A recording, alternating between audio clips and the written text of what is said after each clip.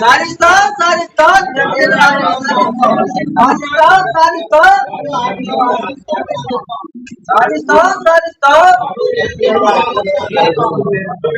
అన్న కళ్యాణ్ రావు కనిపించట్లేదు. కళ్యాణ్ రావు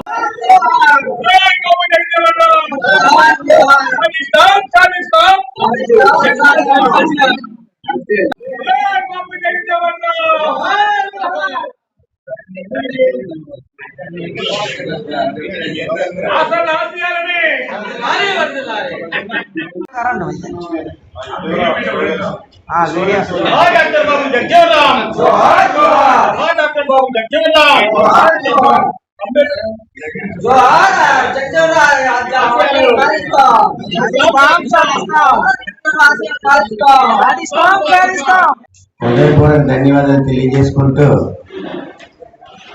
మరి గౌరవ మన శాసనసభ్యులు వంశీకృష్ణ శ్రీనివాస్ గారిని మాట్లాడవలసిందిగా కోరుతున్నాను.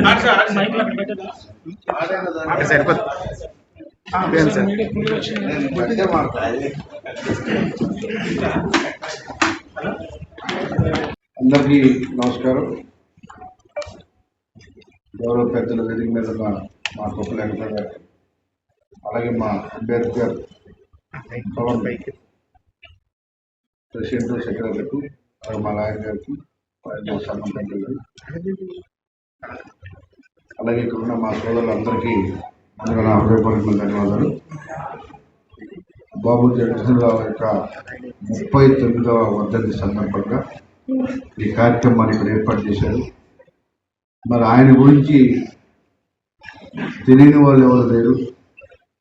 50 సంవత్సరాల పాటు పార్లమెంటు సభ్యులుగా కేంద్రంలో వివిధ శాఖలు అతి ఎక్కువ మంత్రివర్గ శాఖలు చేసినటువంటి వ్యక్తిగా, బడుగు బలహీన వర్గాల ఆశాజ్యోతిగా,